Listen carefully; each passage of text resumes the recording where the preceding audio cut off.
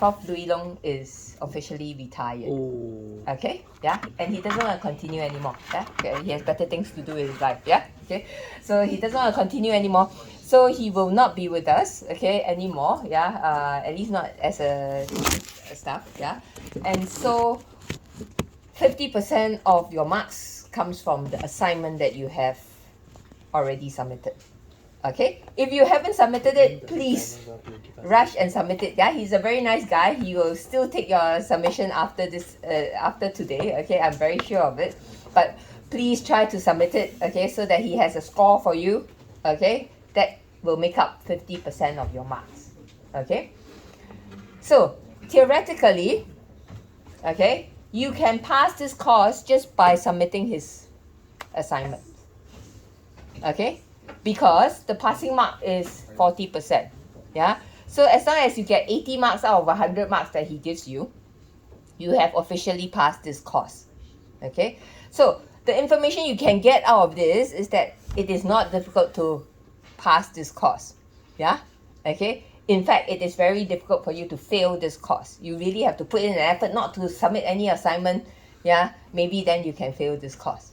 Okay, now then it's a matter of whether it's possible to get an A or not out of this design course, right? Okay, you put in the effort. Okay, theoretically it is quite easy to get an A out of this course as well. Yeah, but it means that you need to put in the effort for this course. Yeah, okay, so because it's a final year course, okay, the number of A's they give for this course is also higher. Okay, so again, yeah, it is possible to get an A out of this course. Okay, you just need to put in the effort to do it. Yeah, okay. Now, the other thing that you should take out of it is that because he's retiring, or he will be retiring next month, okay, the whole examination question will be purely on my part. Okay, yeah.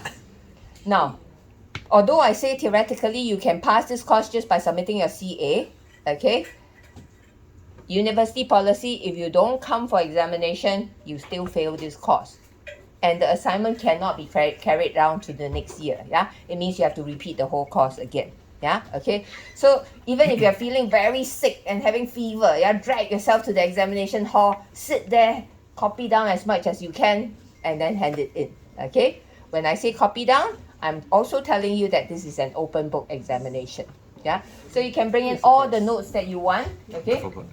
Whatever you want. Okay. Bring it in, print it out, bring it in.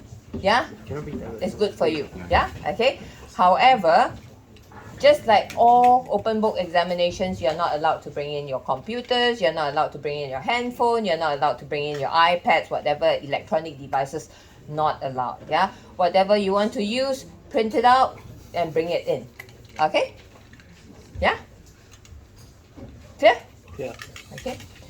So, if you want to try out past year papers, only try out question 1 because usually I'm the one who teaches it this course first, okay? But it has been switched around because he's retiring. Yeah? Okay? So usually I start the course first and my question will be the first question.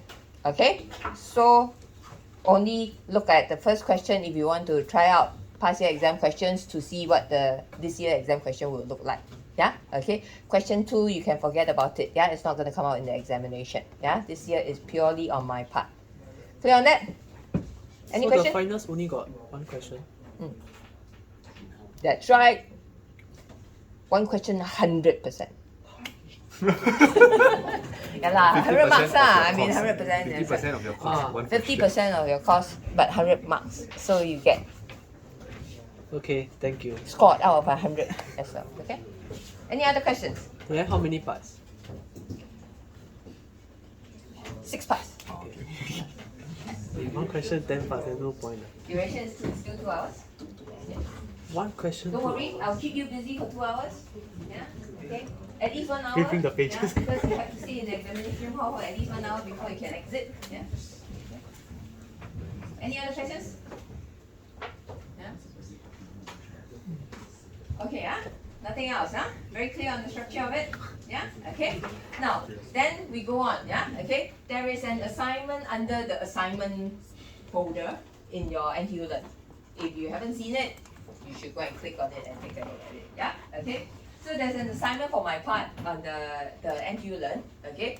Does it mean you don't have to do it? Of course you have to do it. Yeah, okay. Now, in the past, what I do, yeah, okay, and I'm not going to change it this year because Prof. Lu is retiring. Okay, we're still going to do the same thing. Okay, because I have an objective for this course as well. Yeah, okay. I want you guys to graduate. Yeah, and to be able to say that I can design a wireless system.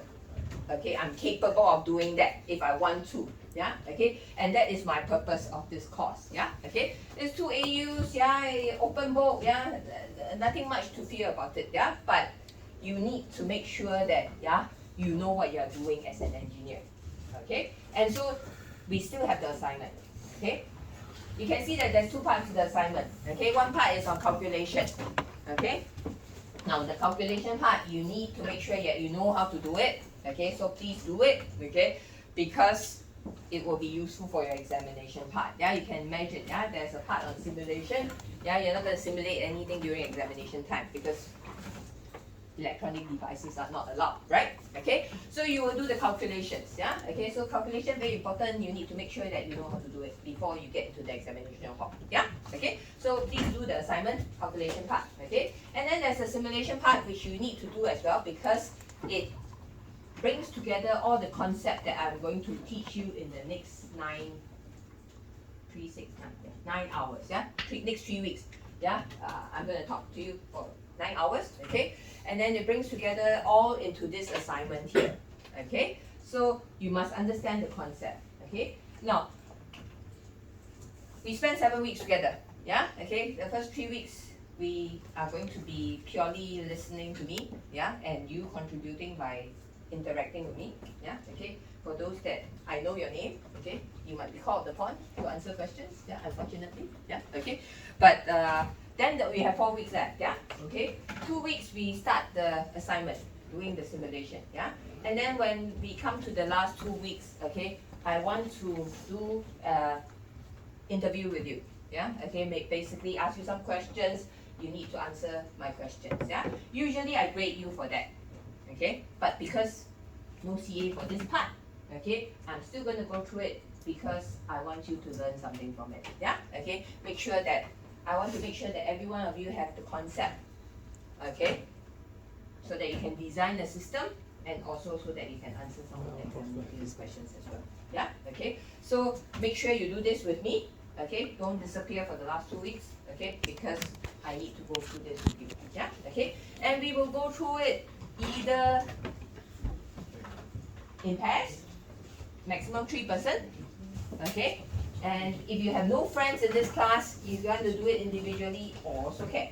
Yeah, okay, I'm open to that. Yeah, okay, but there's only limited time, yeah, of 6 hours. Okay, I need to finish with every one of you. Yeah, this is the biggest group that I have. Okay, so make sure that you get your time slot. Okay, clear? Yeah, okay. Don't leave this class without having this interview with me. Yeah, okay. You're not assessed for it, but it is going to be useful for you. Yeah, for your future career if you go into this line, for your examination also. Yeah, okay. So try not to leave this class without this interview with me at the end. Yeah, okay. Where I will talk to you about concepts and ask you some questions. Okay, clear? Clear? Okay. Okay. So the course, okay, pace, okay, will be the same for all 3 classes. Yeah, there's a Monday group, there's a Friday group, and then there is a part-time group in the evening. Yeah, if you really cannot make it for Monday and Friday, you can come on the Thursday evening. Very fun, 7 to 10. Yeah, okay. If you have the time. Yeah, okay. But I'll keep the pace the same for all 3 groups so that in any case where you are not feeling well on Friday, you want to go to the Monday class, or for you a little bit too late. If you're not feeling well today, you cannot go for the next lesson. Yeah, but yeah, if you have an interview on Friday, for example, you can go to the Monday class or the Thursday class. Okay, yeah. So we are going to keep at the same pace. Yeah. So we're going to start. Okay, my name, email address information, office address and telephone numbers over there. Yeah, okay. So if you have any problems with this topic, please feel free to contact me. Okay. Now, these are the references. The first website there, okay, for your assignment, you will need to access this website. Later on, you will see it again. I will show you again, so don't worry about it, okay? Now, the next two books, yeah, okay, it's Posa's book on microwave, okay? Now, this is a very good reference book, okay? In the event that next time you work in this area, okay, it is a very good reference book to look through. Yeah, okay. Actually, recently I got one of my past year students who took this course. Okay, he wrote me an email. Okay, because he started a job with Singtel. Okay, and he was asked to design something, so he took out my notes and started using it. Yeah, okay. I would say it's better to use the book than my notes. Okay, but he was using my notes and he remembered me and he wrote me an email. Yeah. Very nice to receive such emails, okay, but you can see it is a useful thing, yeah, and you never know what your future comes, yeah, okay, you might go into designing of RF systems, yeah, okay. Now, although I show these two books, don't go and rush and borrow the book until examination, yeah, okay, because you probably can depend mainly on my notes. In fact, all of your things you can depend on the notes for the examination, okay? So no need to rush and go and choke one of these books, yeah? Okay, I know Singaporeans are kiasu, but this is not necessary, okay? Yeah? The last book here is a very useful book. It's a very old book, but it's still kept in the library, yeah? It's from 1999. A lot of materials that you can find in the lecture notes comes from there, okay, so it's a very useful note on the design part, okay. If you need any clarification of any part of the notes that you are unsure of, this is a good book to look at, okay, yeah. But in terms of reference, if you want to do RF design next time, okay, use these two, yeah. These two books, the difference is just the date of publication, that's all, okay. It's actually the same book. So today we're going to cover all of this and then part of chapter 2, okay? We're going to look at the communication process, the wireless system, its applications, and then the multiple access systems, which some of you might have already heard in other courses, okay? And then we talk about the intelligent antenna systems and then the RF technologies, yeah? So this is a summary of what we're going to do today, okay? We start off with the communication process, yeah? Okay? So over here we start with the source of information. Anybody name me some source of information? Light. Light. Light Voice. is an information. Like Yeah, that. thank you very much. Yeah, voice signal. Yeah, I want to talk over my mobile phone and get it transmitted to the other side. So voice is a source of communication. And then Yeah, images. images. Yeah, very good. Yeah, okay. Nowadays, yeah, everybody needs to take a photo of their food before they can eat it. Yeah, must send it to their friend. Yeah, okay, source of information. Yeah, what food you eat today. Okay, anything else?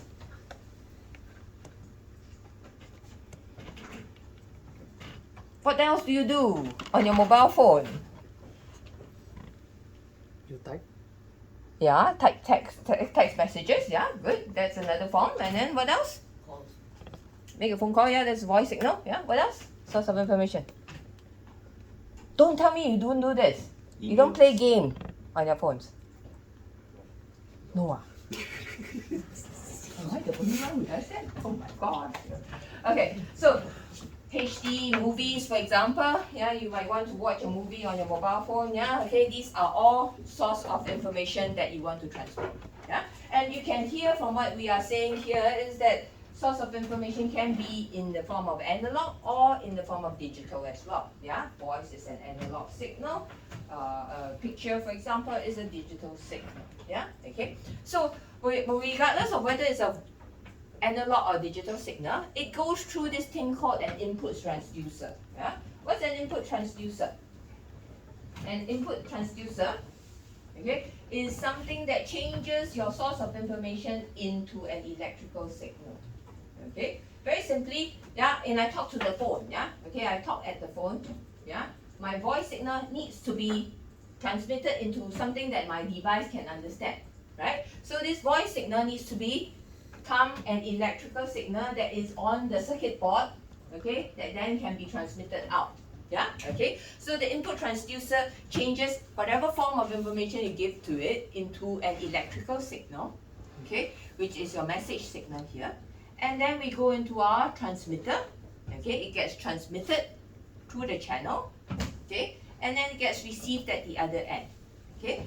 Now, over here, the box in the dotted line here, okay, is all we're going to teach you today, yeah, okay, excluding the transducer at the output and the transducer at the input, okay. So we will learn about the transmitter, okay, and we'll learn about the channel as well, yeah, okay. Now, for wireless communication, yeah, what is the channel here? Air. Very good, yeah, free space, air is our source of, is our channel, yeah. What other channels are there? Water. Yeah, thank you very much. Water is a form of communications. The police is actually doing a lot of projects on water communication. Yeah, what do you usually use to transmit through water? What waves? Optic fibers. Sound waves. Yeah, sonar. Very good. Yeah, sound waves. Okay, we use sound waves to travel through water. Yeah. Okay. Any of you go diving? Nobody dives. Seriously, I mean. COVID. Okay. Yeah. So if you go diving, yeah, you will see in Indonesia, yeah, okay, the waters in Indonesia are very beautiful. Yeah, if you go diving there, you can see a lot of amazing creatures underwater. Okay. But when you go diving, okay, very often you will hear loud explosions. Yeah. Okay. And these explosions can be from hundreds of kilometers away. Okay. And you can hear it when you're diving. Okay. Because in Indonesia, it's very popular to do dynamite fishing. Okay, what they do is they throw a dynamite into the water, explode, all the fishes die, and then they just scoop out the fishes. Yeah. Okay. So dynamite fishing is one of the ways that they do it. Okay, and it shows that sound waves can travel hundreds of kilometers in water. Okay, it is very, very powerful. Yeah. Unfortunately, because of encryption, yeah, if you transmit the sound wave, everybody can listen to it. Yeah, very difficult to encrypt. Okay. Sonar is used for detection of things, but very little for communication purposes. Yeah, they do use electromagnetic wave underwater. Okay, which any of you took 301? Everybody? Everybody, yeah. Okay. In 301, one of the tutorial question is about seawater and the steam depth of seawater. Do you remember that? You get A plus, right? A plus, you must remember, right? Okay, so the fact is that in that example itself, yeah, in that tutorial question itself, it tells you how badly, okay, electromagnetic wave penetrates through water. Yeah, so it's not a good source for electromagnetic wave, but for sound wave, it's very, very good. Yeah, okay. So what other channels do we have? We have air, we have water. Yeah, these are wireless channels, and then Optic fibers. optical fiber, very good. Yeah, nowadays, yeah, if you look at your cable TV, it's an optical fiber that goes into a TV. Yeah, if you look at your telephone line, it's also on optical fiber. At least my mom's place is on optical fiber. I don't have landline anymore, but you have optical fiber for that. What else? Transmission lines, yeah, very good. Yeah, if you do FYP, you might be using transmission lines. Those are 50 ohm transmission lines. In the past, your TV cable from the Yagi antenna is a 75 ohm transmission line. Okay, what else?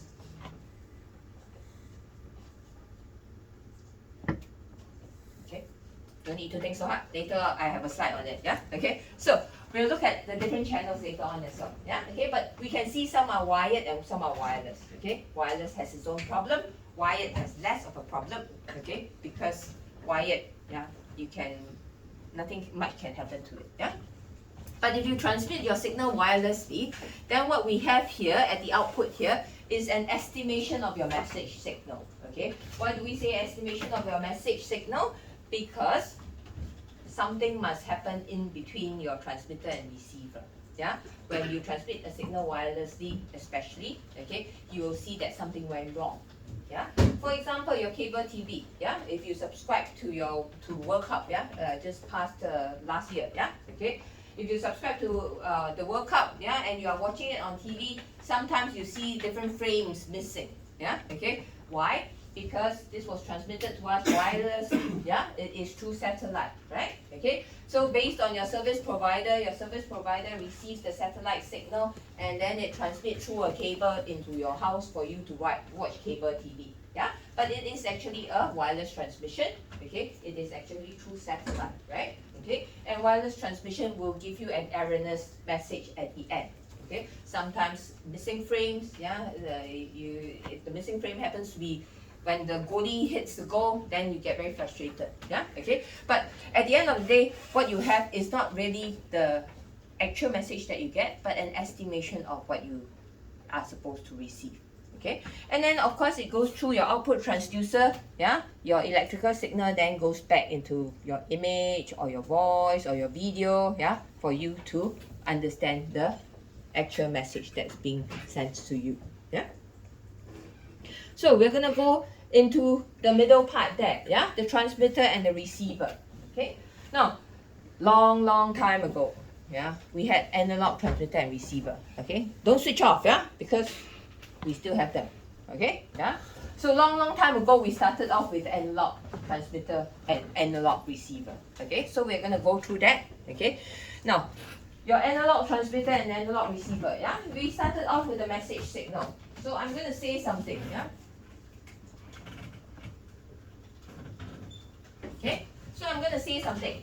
Yeah, this is my voice signal. Imagine this to be my voice signal. Okay, over here you can see I'm speaking very loudly. Okay, therefore the amplitude is very high. Okay, and I'm speaking at the lower frequency. Yeah, therefore it is a lower frequency signal. Yeah, over here I'm speaking a little bit softer than before, and at a higher frequency. Yeah, okay, especially people like me, yeah, Chinese, yeah, the Chinese language is tonal, yeah, so you go high frequency, low frequency all the time, yeah, okay. So you have your voice signal that will look similar to this, okay. Now, this is your message signal. I want to transmit it through an analog transmitter, okay. What do I do? Okay, the first thing that I do, a very common thing that I do is I reflect this signal, yeah. So you have to imagine, yeah, the top and the bottom is exactly the same signal, yeah. My drawing not very good, but yeah, you imagine it to be exactly the same, yeah. Now, then what does the modulator do? The modulator will take a carrier frequency. Can you see the carrier over there? Yeah, and then it's going to modulate this voice signal. Okay, what is a carrier frequency? You can see that over here a carrier frequency has a constant frequency. Can you see that? At least I'm trying to draw a constant frequency. Yeah? Okay? And then I modulate it using this voice signal. Okay? The voice signal becomes an envelope. Yeah? And I modulate it with a carrier frequency. You can see, yeah, the wavelength is exactly the same across the whole signal. Yeah? What differs is the amplitude. Yeah? To shape like the envelope. Yeah, okay. So this is what the modulator do. Okay, it modulates the signal, okay, using a constant carrier frequency. Yeah. Now what is this carrier frequency? For example, I tune into 90.5 FM. Okay, 90.5 FM is actually transmitting at 90.5 megahertz. Yeah. So what I do is I speak at the radio station. My voice signal gets modulated with a carrier frequency at a frequency of 90.5 megahertz. Yeah. Once I do that, I can amplify the signal and then transmit it out to broadcast it to everybody who wants to listen to it. Yeah. Okay. So you can imagine as well, if my voice signal goes into a Wi-Fi system, yeah. Okay, it will be modulated with a carrier frequency of 2.4 gigahertz. Okay. If it's at the mobile phone system, if you are using 3G, 5G, yeah, it's 3.5 gigahertz, and so on and so forth, yeah, depending on what frequency that you are using, yeah, to transmit this signal outside, yeah, okay, whether you use your mobile phone, your laptop, or the radio station, yeah. Now, sometimes, yeah, okay, actually a lot of the times, yeah, these frequencies are too high. Okay, say for example, I want to transmit my voice signal through Wi-Fi, 2.4 gigahertz. That's a very high frequency, yeah. To modulate it at is very high, yeah. Okay.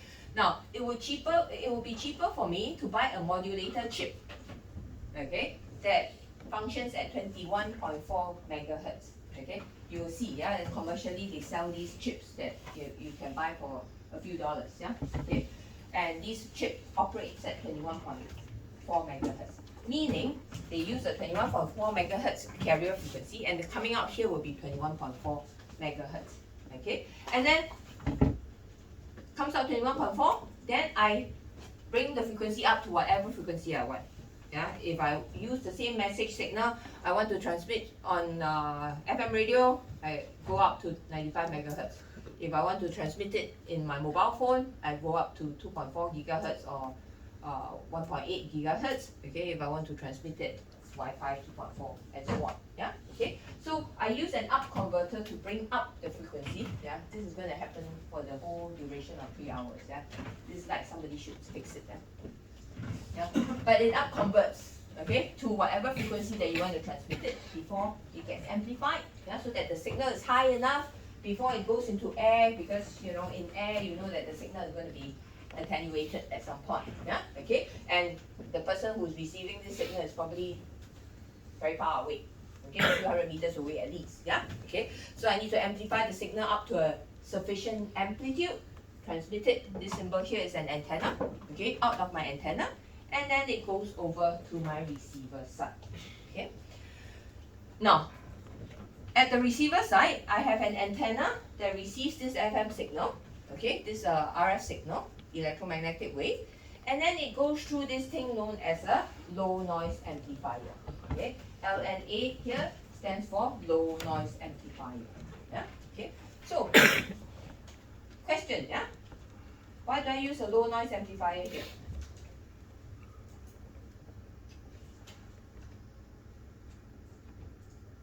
To filter the noise.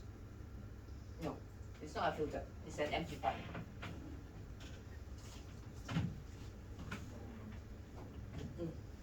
Why low noise?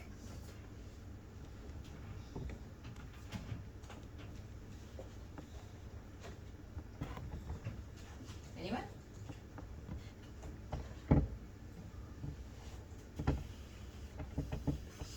Why low noise?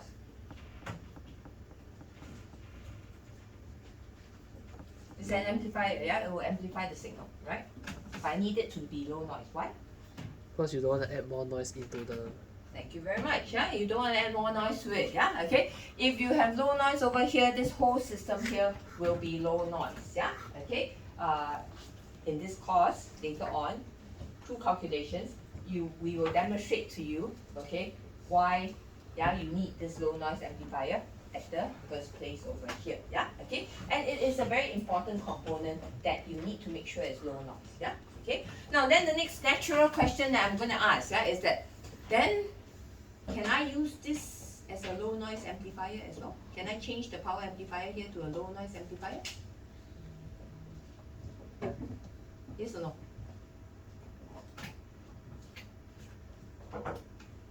No. No. How many say yes? Raise your hand. Cannot, don't vote. Yes or no? No. How many say no?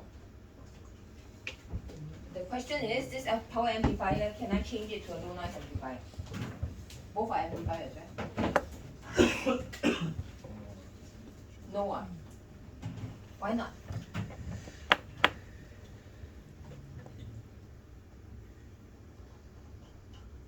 Because you need the power to transmit over a long distance. Yeah, it's still an amplifier. You need Still high got SNR. Huh? You need high SNR. You need high SNR when you transmit. No need. When you receive, you need high SNR. Yeah? That's why you need you have the low noise amplifier. Because when you receive the signal is very weak already. You must make sure the signal is high enough from the noise. No. So the answer is actually yes. Yeah, I can change it to a low noise amplifier. Yeah, okay, because a low noise amplifier is also an amplifier. The function of it is also to amplify the signal. Okay, just that one has low noise, the other one doesn't have low noise. Yeah, okay, but I don't do that. Yeah, why? Thank you very much. Yeah, because of the cost. Yeah, okay. So give you an example, yeah? If you search on the internet, I want a 30 dB amplifier. Yeah, that means it amplifies it by 30 dB, yeah? If I want a 30 dB amplifier, okay, if I get a low noise one, that means the noise figure is about 2 dB, okay? 2 dB is considered low noise, yeah, just for your information, okay? And I have an amplification of 30 dB, okay? Such a low noise amplifier will cost you about 1,500 USD, okay? Now, if you find an amplifier over here, power amplifier, 30 dB also, because I want the, again, the same, yeah? But I don't care about the noise figure. The noise figure can be 8, can be 10, I don't care, yeah? Okay? You can get it for about 25 USD, okay? That's the difference in price, yeah? Okay? So, what this also tells you is that when you buy a mobile phone, which is a receiver, yeah, okay, part of your money goes to this low noise amplifier, okay, a very important component in your mobile phone, okay. So we know, right? If you buy a T-shirt from Tommy Hilfiger, for example, okay, you might pay a few $100s for it, yeah, okay. It's just a cotton T-shirt, 100% cotton. You go Giordano, $10, also 100% cotton, yeah, okay. There's a difference, right? Yeah, you wear it, you can feel the difference. Yeah, 100% cotton, one is smoother, nicer on your skin, the other one is a bit rougher. Yeah, but still can wear. Yeah, still a t-shirt. Yeah, but people spend the money on Tommy Hilfiger because of the brand name. Yeah, okay. Similar in the mobile phone. Yeah, okay. The good news is that you pay $1,000 for a mobile phone. Okay, of course, again, partly for the brand. Yeah, if you buy a Samsung phone or an Apple phone, it's partly for the brand. Okay. And the other part of it is actually to pay for this low noise amplifier. Yeah, so you can pay for a good phone, okay, with a good sensitivity. Yeah, we are going to teach you how to design this later on. Yeah, in the next lesson. Yeah, but this sensitivity makes a difference to a good mobile phone and a bad mobile phone. Okay, how can you test that? You buy two mobile phones, different brand, okay, and you subscribe to the same service provider, yeah, let's say both subscribe to Singtel, yeah, okay, and you put them side by side in a place where the signal strength is very weak, yeah, one mobile phone might be able to receive the signal, the other one might not be able to make a phone call at all, yeah, okay, that's the difference that this low noise amplifier can make, yeah, okay, we will show you that in a very short while, yeah, and in the examination you will repeat to me how this works as well, yeah, okay, so this can improve your sensitivity, okay? There is a price to pay for it because it's very expensive, yeah? Now when I say 1,500 USD, yeah, okay, if you buy it in bulk, you probably don't need to pay so much for it, yeah? It's just individual components. If you buy it, it will be very expensive, yeah? Now, it gets amplified over here, okay, keeping the low noise for the whole system, and then you get down converted and then demodulated, and then it gets amplified again, and then you get back your signal. Yeah, okay. So what is your demodulator? Yeah, your demodulator is a very simple thing. Okay, your demodulator is, what's this? Diode. The diode. Yeah, okay. A diode only allows the signal to go in the positive direction. Yeah, when it comes to the negative direction, it stops the signal. Yeah, okay. So what this demodulator is going to do is this. Yeah, it has this sinusoidal wave coming in. Okay. It is going to, when it's positive, it's going to charge up. Yeah, this demodulator is going to charge up the capacitor over there. Yeah, this capacitor here. Yeah, okay. Now, when the signal is going in the negative direction, it's coming in the opposite direction. Yeah, okay. So the capacitor is going to start discharging like that. Yeah, and then before it can discharge to zero, it meets the next positive going signal. It's going to charge up, discharge, discharge, discharge. Charge up, discharge, charge, discharge, and so on and so forth. You can see this demodulator has formed the envelope for this signal, yeah, and therefore you have your original signal coming back. Yeah? Okay. Now, very often what happens is that when this signal goes through wirelessly, this black sinusoidal wave goes through wirelessly, something's going to happen along the way. Say, for example, it hits a metal plate and gets reflected, okay? Or someone switch on the light and causes a spike in the signal, yeah? So this signal is going to because a spike here because of somebody switching on the light, yeah? So when this happens, when you get demodulating this signal, when you're demodulating this signal, a spike appears over here, yeah? Okay? and therefore you get an error signal. Yeah, the envelope is not correct anymore. Yeah, okay. So you can see an analog system is very prone to error. Anything distorts my sinusoidal wave, that's it. I don't get back the original signal at all. Yeah, okay. So what do we do? Yeah, okay. We will tell you what we do in a very short while. But not in the next slide, because the next slide we're going to talk about the channel. Yeah, okay. So just now we talked about some channels. Yeah, okay. Some of you have mentioned in the wireless channel you have free space. Yeah, the ionosphere, ocean. Yeah.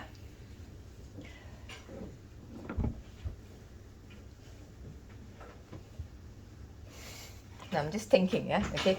Now I need to do some advertising. Yeah, okay. If you are interested in doing research on satellite communications, okay, after you graduate with your undergraduate degree, and if you think you can get second upper and above, yeah, please come and approach me. I really need some students to work with me. Yeah, okay. So advertisement finished. Come back to this. Yeah. Okay. So now wired systems. Yeah, we have cables. Yeah, coaxial cables. We have wires. Yeah. In the past, yeah, your landline, yeah, was connected using twisted pair. Basically, two metal wires twisted together. Okay, to reduce interference. Yeah. Optical fiber. We mentioned that already. Waveguide. Anybody knows what a waveguide is? Yeah. Sorry. Okay, very good, very good. Okay, it's a small tube, yeah. Okay, not a plate, but it's a tube, yeah. Okay, a metal tube. Okay, it doesn't have to be small. Okay, when I was doing my PhD, yeah, long time ago, more than 30 years ago, yeah. Okay, when I was doing my PhD, okay, we had this article published in the IEEE magazine, yeah. Okay, about this young guy who detected a military signal using a Pringles potato chip can. You know a Pringles potato chip can? Okay. Nowadays, yeah, it's all cardboard.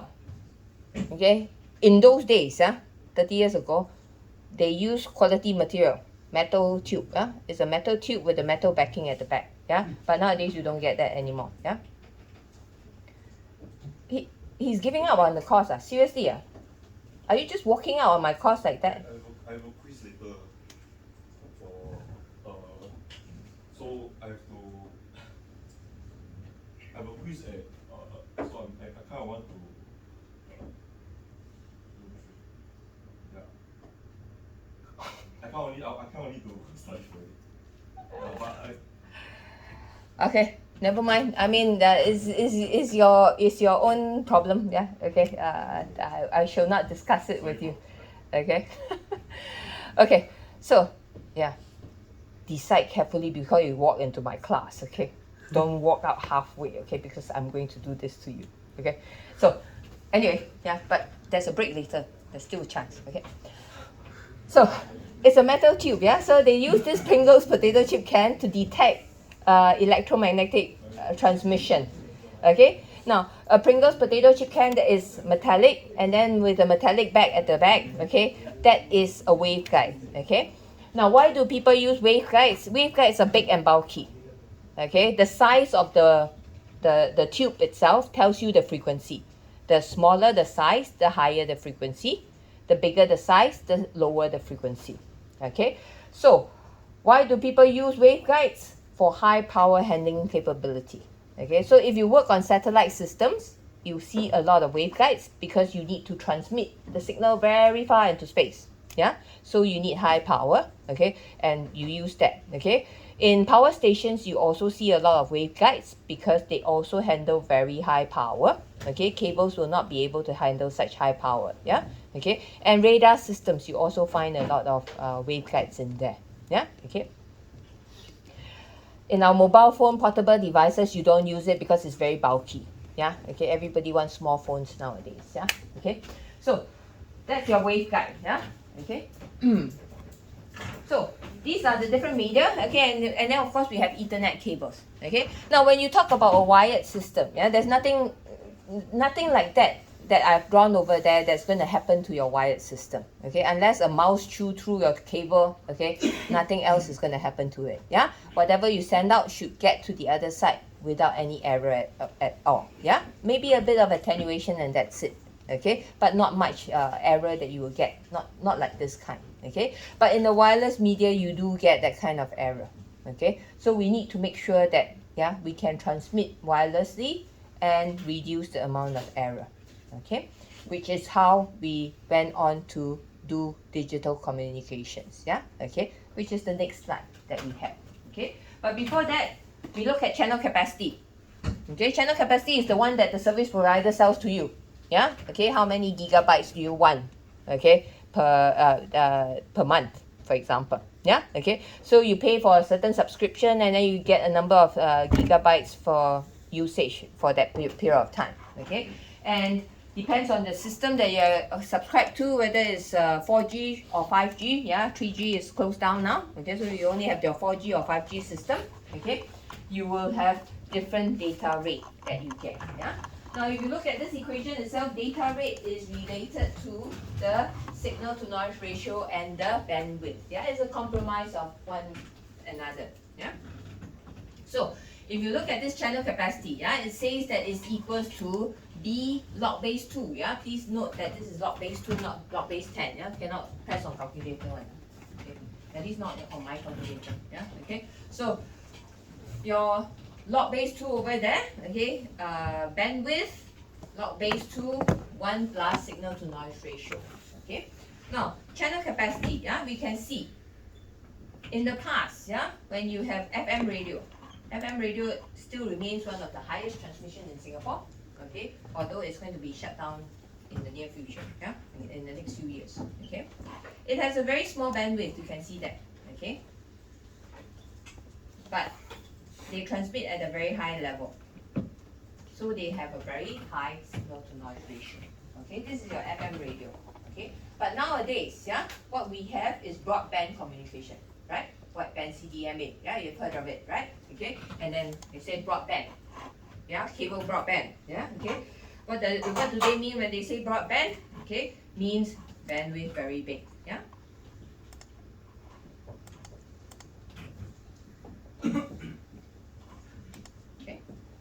So you can imagine, when you transmit this blue signal and this black signal, one is a broadband signal, one is a narrowband signal. Okay, the area under the curve is the power required to transmit this signal.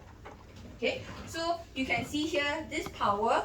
Imagine these two blocks are exactly the same size, same area. Okay, that means these two signals can be transmitted using the same power. Okay, and that is important because the IMDA will determine for any service provider what is the maximum power that they can radiate. Okay, so the area must always be constant because they will keep it to the maximum that is allowed to be transmitted. Okay, now then what you see here is this equation then tells you that this is a compromise of each other. Okay, if you have a broad bandwidth with the same amount of power, your signal to noise ratio must be small. Okay, if you have a narrow bandwidth, you can have very high signal to noise ratio. Okay, now this is your channel capacity, and you can see it's a compromise between your bandwidth and your signal to noise ratio, which is what this equation tells you. It's the basic equation for information capacity. Now we use digital communication. I was mentioning that we use digital communication. Why do we use digital communication? Okay. Now you can see from this diagram here. Okay, the blocks in gray are the parts from the analog system. Okay, so just because we went into digital communication doesn't mean that we have lost the analog part of it. Okay, it's still in our system. So you can see at the top there we still have analog system, but then why do we bother to change it to digital in the first place, right? Okay, let's see over here. So I have my message signal. It can be by analog voice signal. If you have your analog voice signal, what it's going to do is it's going to go into an analog to digital converter. Meaning it's going to convert this analog signal into a digital form. Okay, ones and zeros. Okay, so imagine I have ones and zeros, 100 bits of it. Okay, I'm going to go into what we call a source encoder. And this source encoder is going to compress this 100 bits into 25 bits, for example. Okay. Now, how do I do that? Okay, a lot of you might still be able to remember. Okay, we can do one of the techniques. Yeah, not the only technique, but one of the techniques is to do phase shift keying. Yeah, phase shift keying. Yeah, remember. Yeah, you have your 45 degrees and then 45 plus 90. And so on and so forth. Yeah, you have the 4 different phases. Okay, each phase will represent 2 bits. Yeah, this one is 0, 0, this one is 0, 1, this one is 1, 0, and this is 1, 1. Yeah, okay. So by putting in the phase information, okay, I can use 4 different phases to represent 2 bits. Therefore, from 100 bits, I only need to transmit 100 symbols, for 50 symbols, for example, half of it. Yeah, okay. So by using phase shift keying, amplitude shift keying, these things, I can basically transmit, instead of 100 bits, only 50 symbols. Yeah, only need to transmit 50 symbols. Yeah, so I have gone from a long string of bits into transmitting only a certain number of symbols. Yeah, a shorter string of things that I need to transmit. And then it goes through this thing called a channel encoder. Yeah? What does the channel encoder do? From these 50 symbols, I then add 1 or 2 symbols to it. Yeah? And I say I transmit 52 symbols instead. Why do I do that? Okay, you might have remember things like cyclic redundancy code, parity bit. What are these things? Thank you. Error correction and error detection. Yeah. Okay. So you can detect error by increasing the length by a little bit. It's okay because I can correct the message. Yeah. Or change the message. Yeah. Okay. Or even ask for automatic repeat requests. Yeah. Okay. And then this message then goes through your carrier and then gets detected. Yeah. Okay. So in this case, in digital communication, what you will have is your different symbols. Yeah. Okay. Let's say your different symbols here. You have your different amplitude symbols. Yeah. This amplitude, this amplitude, this amplitude. Yeah. This. Yeah. I'll draw the normal bits. Yeah. It's easier to explain. Okay. You have your bits of ones and zeros. Yeah. Okay. So what you do in your modulator, the same thing. Yeah, you modulate it with a constant frequency, and then here you have no frequency, constant frequency, and then no frequency, and so on. Yeah, so this is your bits of 1010, for example. Okay. Now what happens? Like just now, somebody switch on the light, and this one goes into a spike like that. Yeah. Okay. You can see that because I represent it with many sinusoidal waves. Okay. Later in the assignment, you will also see this. Because I represent it with the many different sinusoidal wave, even if I have this, when I average the amplitude of this, I still get a high 1. Yeah, so I can still detect that this is a 1. Okay, just by changing it into digital signal itself, okay, you are less prone to error already compared to the analog system. Okay, that's why we change it to digital system. And then of course on top of that, we have things like error correction that cannot be done in an analog system. Yeah, okay, so that's why we have progressed very soon after analog systems to digital systems. Yeah. So on the way back, it's the same thing. Yeah, the top part is still remaining in terms of an analog system, meaning electromagnetic wave is still analog all the way down to the down converter before it gets changed from analog to back to digital signal.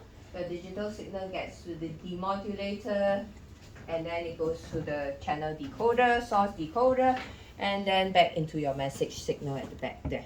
Yeah.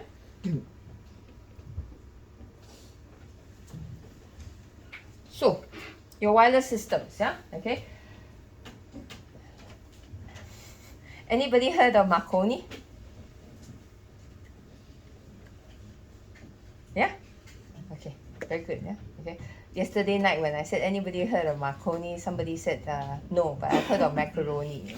So, okay, Marconi, a very famous guy. Yeah, okay, a very famous guy. Okay, you can see the Marconi lab in US. Yeah, quite a lot of it. Okay, why is he famous? Because he's the first person who did a project with the police force. Yeah, and managed to transmit a wireless signal off the coast of the English Channel.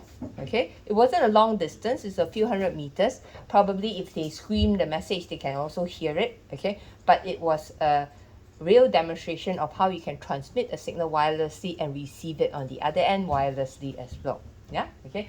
So ever since he demonstrated that, okay, the whole world has changed. Yeah, okay.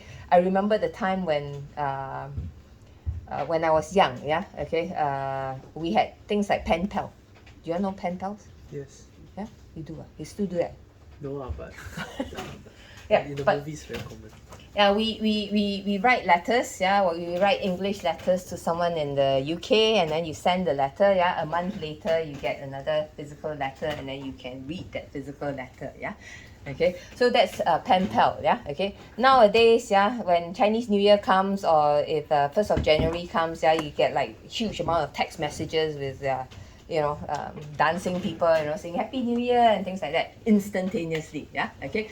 That's how Marconi has changed the world. Okay, another way of Marconi has changed the world. Yeah, I remember when I was young. Yeah, there was this thing called CP Kids. Do you know CP Kids? Nobody heard of it. Yeah, okay. It's called the Centrepoint Kids. Yeah, Centrepoint is a shopping mall on Orchard Road in the 1980s. Yeah, okay. So after we finish school, we'll say 2 p.m. we meet at Centrepoint. Yeah, then you go there, there's a McDonald's there, you sit there, buy a drink, you cannot afford the burger, buy a drink, sit there and then chat with each other. Yeah. And you will see everybody will be there at 2 p.m. No problem. Okay. Nowadays you say Centrepoint at 2 p.m. Yeah. Despite the fact that Centrepoint doesn't exist anymore. Yeah. But you will see that your friend at 2 p.m. will call you and say, hey, sorry, I'm running late. I will meet you in 15 minutes time. Yeah, and you'll be lucky half an hour later. Yeah. Oh no. Yeah. What's the question? No. Yeah. Centrepoint still exists, is it? Yeah. Ah, okay. Yeah. So Centrepoint still exists. I'm not so old-fashioned. I still know new things. Okay. So, yeah. It's quite annoying, yeah, but this happens, yeah. Okay, nowadays nobody is on time because you have your mobile phone, yeah. Wireless system can immediately call to change appointment, yeah, last minute, yeah. Okay, so now in our wireless systems, yeah, there is basically two types of wireless system. One is your wireless communication system, okay, which is what we are talking about today, okay, and then there's the radar system, which was what you were talking about, yeah, for the past 6 weeks, yeah, okay.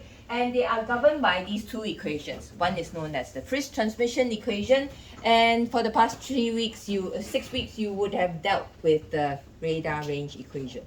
Okay, yeah. So today we're going to talk about the Friis transmission equation. Okay.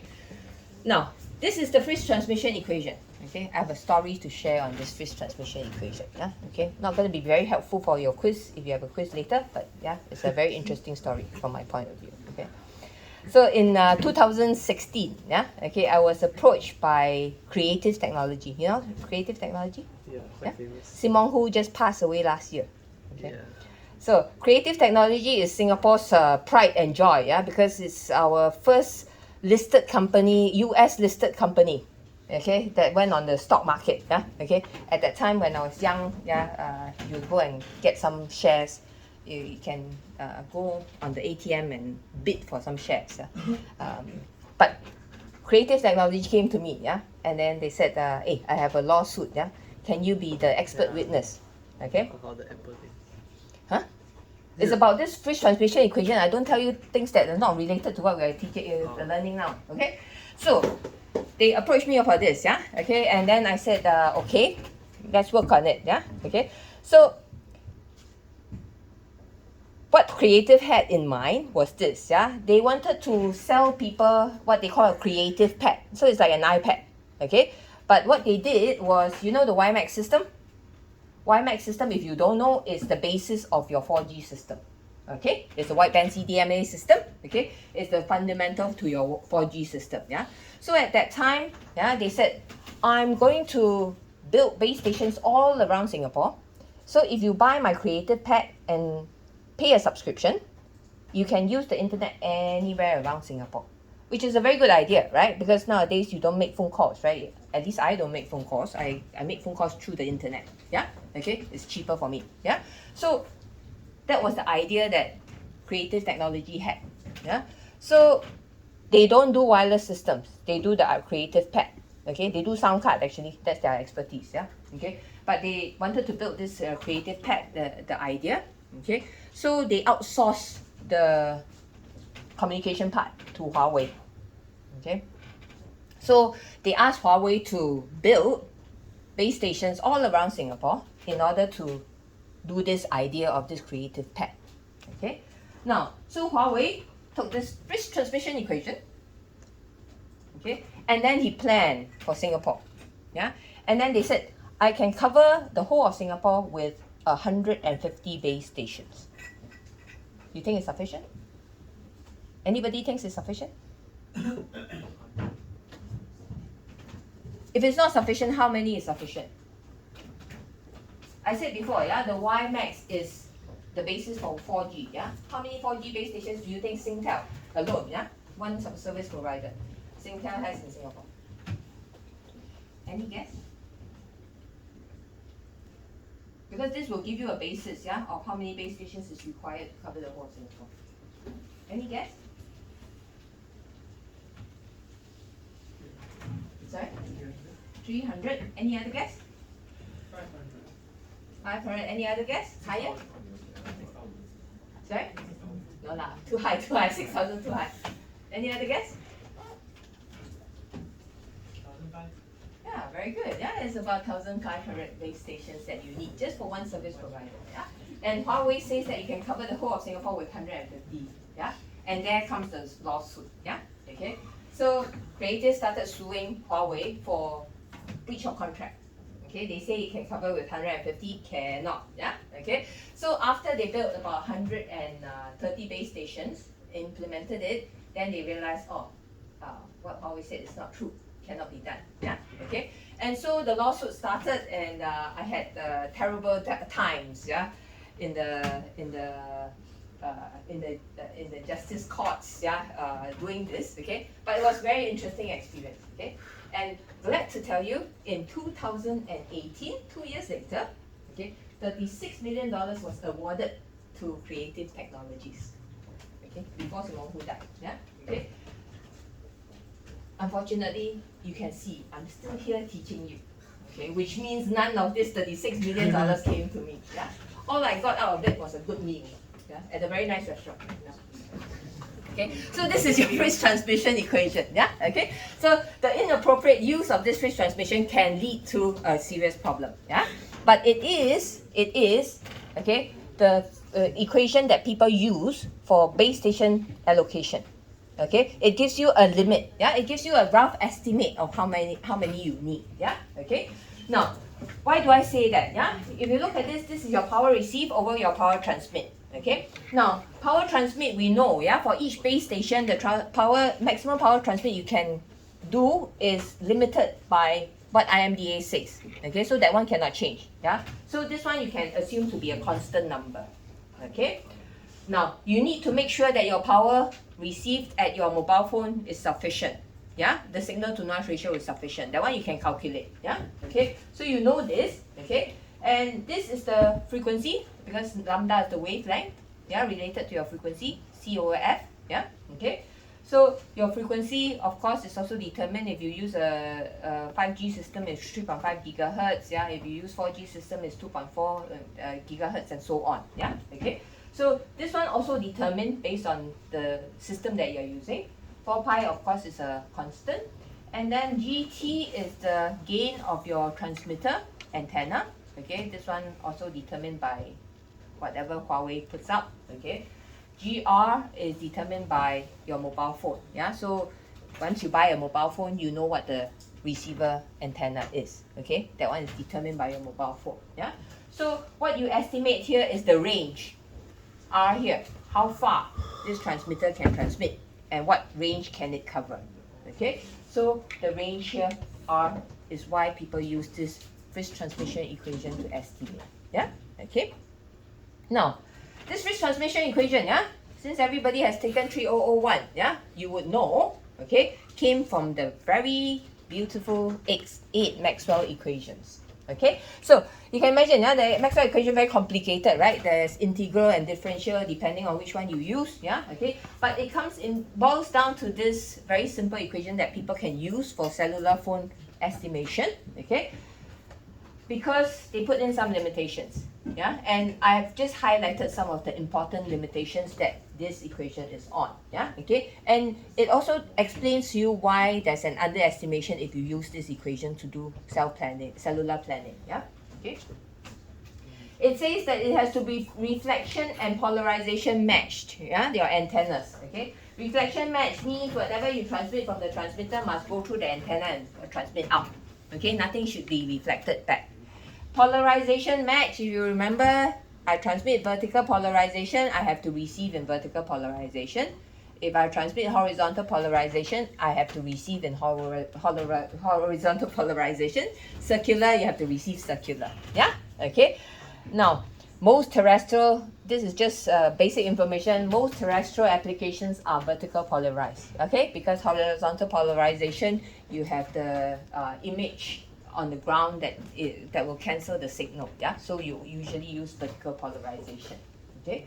And then on top of it, it says that you have to align it with maximum directivity and reception, yeah? Meaning your base stations are usually tilted about 30 degrees downwards, okay? That means your receiver antenna must also point with the maximum gain in that direction as well, yeah? So they need to face each other, yeah? For this equation to be valid, yeah. So it gives you an extreme limit, yeah. This is the least you need, yeah. So 150 is, by using this equation, 150 is the least number of base stations you would need for the whole of Singapore, okay. It will work very well if you are in a rural area where there's no buildings, yeah, it's just farmland, okay, and you're walking around the farmland and the base station is right there, yeah, with direct line of sight. This will give you a very good estimation, okay. Unfortunately, Singapore is not a rural area, yeah, we know that, yeah, I think, yeah. So the different applications, yeah, okay. We start off with our mobile phone. We started off with 2G systems, and then we had the 2.5G system where you can send text messages on top of your voice signals, okay. And then we went on to the 3G system, which is now slowly shutting down, okay. And then we are all now on 4G system. Anybody on 5G system? No? Nobody on 5G yet? Okay, so 5G has already been implemented in Singapore. Yeah, we know that. Yeah, okay. You might not be subscribed to it. Yeah, but it has been implemented in Singapore. Yeah. So, quite a number of years ago, that was before COVID. Yeah. Okay. They wanted to implement 5G in Singapore. Okay. The minister said, yeah, Korea already implemented 5G. Yeah, everywhere. How can Singapore lose out? Yeah, we are very kiasu. Yeah, we have to implement it in Singapore too. Yeah, we cannot be slower than Korea. Yeah, so they said I need to do 5G in Singapore. Yeah, okay.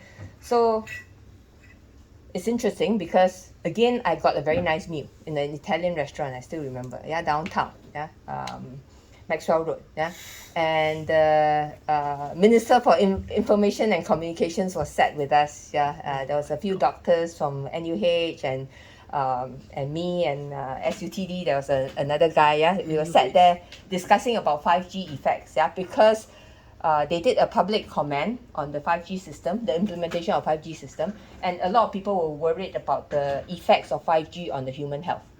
Okay, so they formed this committee. Okay, and I was part of it. Yeah, because I'm also sitting on the board to look at this with NEA. Yeah, okay, so IMDA formed this committee. And I'm part of this committee, and then you get a very nice meal, and then you talk about it, yeah. So the minister was there, yeah. Minister for Communication said, "Do you know why we are pushing 5G in Singapore? Anybody knows?" I was surprised by the answer. Yeah. The face, the reputation. No lah, not the face lah. I mean, cannot lah. Minister cannot say this kind of thing. We have to have a push for 5G. Why? No. There's an application. You have to push for an application. What's the application? The question is, what's the application? Smart city in what sense? Internet of Things. No, not Internet of Things. Yeah, Internet of Things 4G can already. It started in 4G already, yeah, by the way, the Internet of Things. Come, guess. Every group also guess it. This group must guess it. Yeah?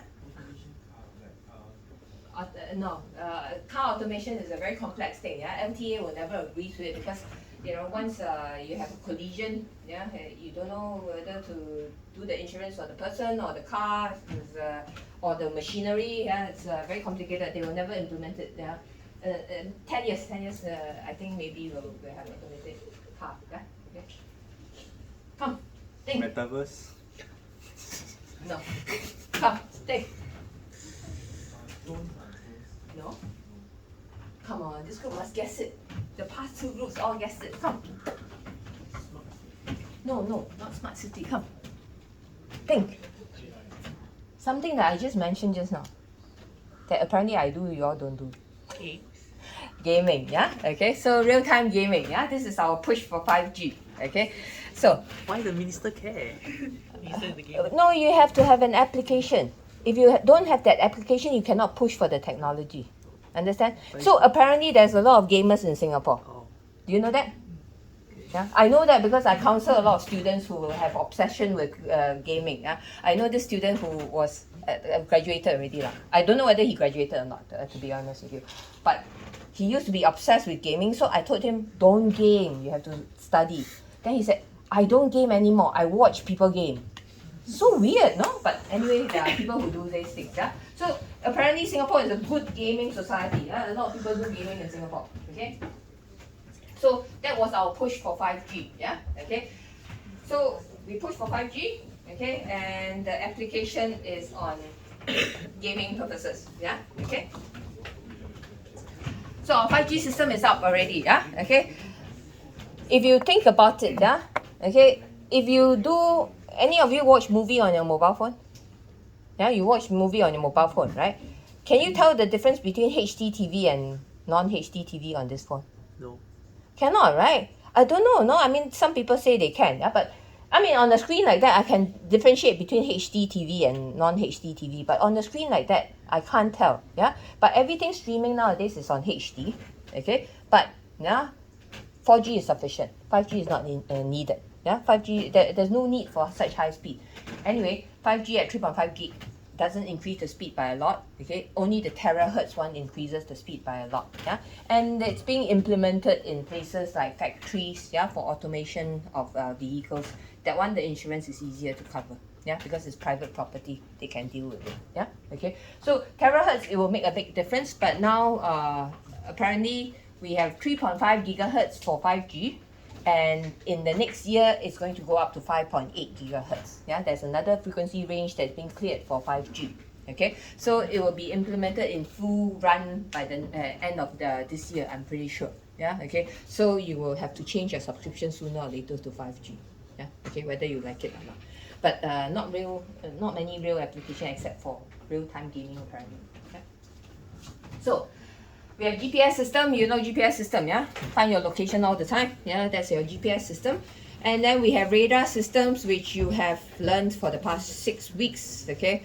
I found out something very shocking, but later on, maybe I will find out whether you all have the same shocking, you're all going to shock me the same way, yeah? Okay, later on, okay? Next half an hour, okay? Now, then we have satellite telecommunications. Yeah, again, if you are interested in satellite communications, please, I have a PhD position to give away to someone who really wants to do something, yeah, in research, yeah, okay. The research is a very nice life, yeah, seriously. Don't think about money all the time, yeah. Research is actually something that is really nice to do, okay.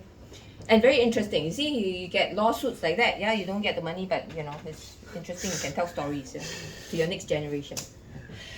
Bluetooth technology has always been around, yeah. Bluetooth headphones, Bluetooth speakers, yeah. It's always been around, but never such a big thing, yeah. It's just around, okay. Mobile ad hoc. Do you remember the time when there are TV on the buses, where you can watch TV? Yeah, that's mobile ad hoc, okay. And then you have cognitive radio. Cognitive radio is a fantastic idea. Yeah. Later on, we'll talk a little bit about it as well. So cognitive radio is basically recycling of frequencies. Okay. So it sweeps the frequency band. Okay. And then whenever somebody is not using that frequency band, it will transmit in that frequency band. Transmit in that frequency band. Yeah. So it searches out unused frequency bands and then transmit at that frequency band. Whereas the real application of it, our SMRT train system is on a cognitive radio system. That's why it's so unreliable. Okay? The ministry should push. SMRT, yeah? Again, another interesting fact from a research project that I do, yeah? If it loses this communication signal for less than 3 seconds, your train will come to a stop. So if your train stops in the middle of the place, it's because this cognitive radio did not manage to communicate with your train for more than 3 seconds. Okay. 1, 2, 3, and that's it. Your train will stop. Okay. So that's cognitive radio. Yeah. RFID technology nowadays very widely implemented. Yeah. Your library books all have an RFID tag on it. Yeah. Okay. Whether you like it or not, they can locate where your books are. And MIMO systems, yeah, Wi-Fi systems are now on MIMO systems so that you have a higher reliability on your Wi-Fi network that wherever you are. Okay, UWB systems in the smart home. Yeah, the A-Star has this smart home. They have implemented this UWB, and I actually know someone from Rods and Struts who have implemented this in their home. Okay, where you can use a wide broadband signal, okay, to control all the equipment in your house. Yeah, so we are talking about him using his mobile phone to switch on the aircon before he goes home so that the home is a little bit cooler. Yeah, he can switch on his coffee machine as well, but I don't know if he does that. Yeah, in the evening. Yeah, but everything can be controlled wirelessly via your mobile phone using ultra wideband. Okay, and there's a good demonstrator at A-Star, this smart home thingy that they have, yeah, in their test bit. WiMAX is the basis of your 4G system. Okay. LTE, yeah, WiMAX is actually LTE, same thing. Oh.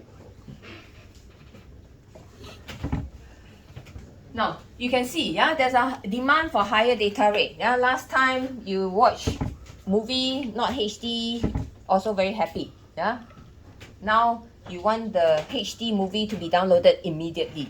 Okay, so there's a demand for high channel capacity. Okay, but we have a problem. Yeah, there's limited frequency. Okay, that's why you can see nowadays what we are going up is higher and higher into the frequency spectrum. Okay, 5G system, when they wanted to start it at 3.5 gigahertz, they had to clear that spectrum. Yeah, they have to, because they license the spectrum out for other applications, they have to tell the people, okay, I'm not selling that spectrum to you anymore. Okay, I stop your lease. You have to go to another frequency, and this frequency is now reserved for 5G. Yeah, so frequency spectrum, yeah, very congested. Okay, everything is being used. I will show you a chart of it in a very short while. Okay, so we need to go higher and higher into the frequency spectrum. Okay, and there's also a reason why we go higher and higher into the frequency spectrum. I'll show you. Okay, another way of optimizing the data rate is using multiple access systems. Yeah, which I will touch briefly on in a very short while. Okay, so frequency spectrum very limited. Okay, cognitive radio is one of the ways to make use of empty spectrum. The other way is going higher and higher into the frequency spectrum. Okay, now the numbers that I've given on this particular slide, yeah, okay, it's not everything real, yeah, okay, but it's easy for me to give you the example. That's why I use these numbers. Yeah, okay, so originally, yeah, our 3G system was at 900 megahertz. Yeah, that was the first era of your 3G system. Okay, it was working at center frequency of 900 megahertz. Now, if you take 1% of 900 megahertz, is 9 megahertz. Yeah, say for example, 9 megahertz one channel. Yeah, that means one user can use that. Okay, one channel. Okay. Now, if I bring this 900 megahertz up to the frequency band of 1.8 gigahertz, yeah, which is what actually happened. Yeah, in the 3G system, you have the 900 megahertz and then you have the 1.8 gigahertz as well, the two different frequency spectrum. Now, if you take 1% of that bandwidth, okay, you get 18 megahertz. 18 megahertz contains 2 RF channels. Yeah. So the further away up you bring into the frequency spectrum, the more channels you get. Okay, the higher channel capacity. Okay, that's why we say that if you go into the terahertz range, 5G system is really going to make a difference in terms of speed. Okay, at the moment 3.5 gigahertz and 5.8 gigahertz not so much. Yeah, of course 5.8 gigahertz is going to be better, but not so much. Yeah, and you can see, yeah, our Wi-Fi is now on 5.2 gigahertz. You can see it's pretty fast, right? I mean, your Wi-Fi, you don't have any issues with it, right? At least I don't have, yeah, much issue with it. Okay, so we go higher and higher up in the frequency spectrum. One of the reasons for it is because it gives us more channel capacity. Yeah. So this is the IMDA spectrum. As promised, you can see. Okay, it's downloaded from IMDA website. You can check on it yourself. Okay, now this tells us what the frequency spectrum is being used. Yeah, from the very low frequency 0 megahertz all the way to 300 gigahertz. Yeah, and you can see most of it is fully filled. Yeah, except for at the higher frequency range. Yeah, you can see still a lot of empty slots here in the gigahertz range. Yeah, there's still a lot of empty slots here. Okay, so your 5G system terahertz is going to go inside one of these slots here. Okay, and you can see at the moment what is occupying the 20 gigahertz, 30 gigahertz range is the backhaul. Yeah, meaning your data transmission on your mobile phone, it goes through a backhaul to come to you. Yeah, and that is transmitted at the gigahertz range. Okay. But at the lower frequency range where the signal is easier to generate, yeah, at gigahertz there's also another issue is that to transmit at such high frequency, we need a very good cooling system. Okay, and you cannot pack a cooling system into a compact device. Yeah, that's also one of the limitations that we have in gigahertz. Yeah, okay, not at the moment. Later on, maybe yes. Yeah, okay, but not at the moment. Yeah, so gigahertz range there's still space. Okay, but we are going into that. Okay, we're going into this range actually, the 28 gigahertz somewhere here. Yeah, okay. Now, the rest is fully occupied. Yeah, okay. Now, what I want to bring to your attention is your mobile phone. Yeah, for example, your mobile phone range is over here. Okay, you can see that it's split into two range, right? Why? Backup. No.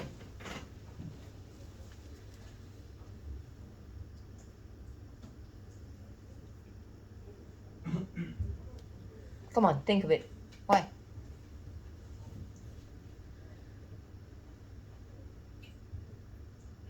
Why is it split into two range? Very simple reason. Come think. Thank you very much. It's a duplex system, right? Okay, we need one frequency range for transmission and one frequency range for receiving. Yeah, okay, and that's why you can see you can talk and listen at the same time. Yeah, okay, so both of you can be talking on the mobile phone, nobody listening, still can talk to each other. Yeah, okay. Unlike a simplex system, a good example of a simplex system is a walkie-talkie.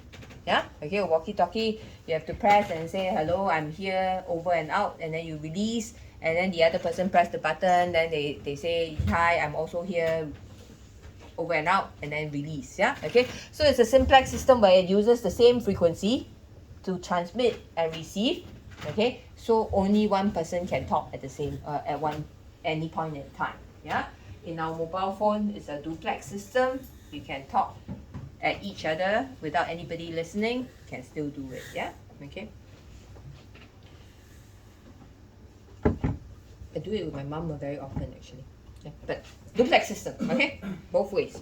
Two ways communication. Yeah, okay. So I'm faster with this class than other classes, yeah. But we are going to take a break now, okay? And we are going to come back at